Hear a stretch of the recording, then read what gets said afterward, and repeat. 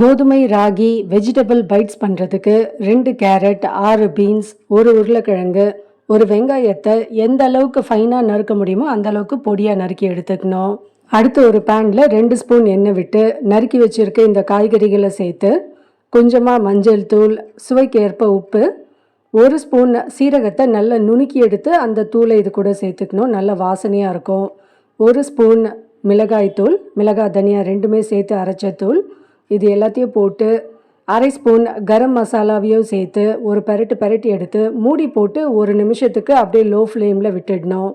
காய்கறிகள் நல்லா வதங்கின பிறகு 1/4 கிளாஸ் தண்ணீர் விட்டு காய்கறிகளை வேக வச்சு எடுத்துக்கணும். பொடியாக நறுக்கின கொத்தமல்லியை சேர்த்து இறக்கிட்டா ஃபில்லிங் ரெடி ஆகிடும். அடுத்து ஒரு பவுலில் 2 கரண்டி கோதுமை மாவு, 1 கரண்டி ராகி மாவு, 2 கரண்டி இட்லி மாவு. இட்லி மாவுலேயே கொஞ்சம் உப்பு கலந்துருக்கு. சுவைக்கு ஏற்ப உப்பு சேர்த்துட்டு 1/2 கிளாஸ் தண்ணீர் சேர்த்து இதை இட்லி மாவு பதத்துக்கு கரைச்சி எடுத்துக்கணும். இந்த அளவுக்கு மாவு திக்காக இருக்கணும், அப்போ தான் கரெக்டான பதமாக இருக்கும். மேல் மாவு ரெடி ஆகிடுச்சு.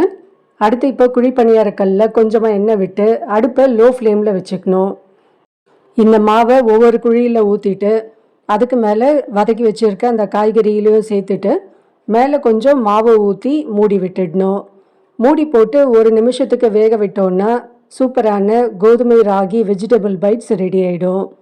இந்த குழியில் ஊற்றும் போது உடனே கொஞ்சம் ஸ்பீடாக ஊற்றணும். அப்படி இல்லைன்னா ஒவ்வொரு குழியாக நம்ம ஊற்றினோன்னா கரெக்டான பதத்தில் கிடைக்கும்.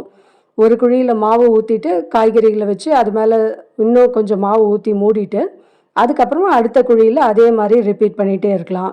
அப்போ ஈஸியாக எல்லா உருண்டைகளும் நல்ல ரவுண்டான ஷேப்பில் கரெக்டான பதத்தில் கிடைக்கும்.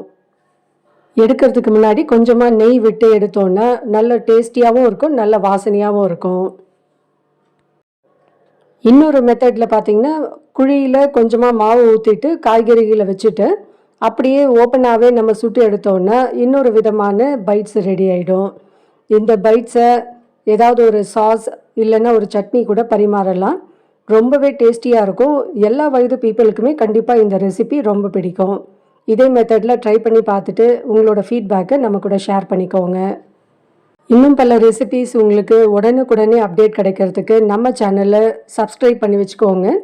இந்த ரெசிபி பிடிச்சிருந்தால் லைக் பண்ணுங்கள், கமெண்ட் பண்ணுங்கள், மற்ற ஃப்ரெண்ட்ஸ்க்கும் இதை ஷேர் பண்ணுங்கள். தேங்க்யூ.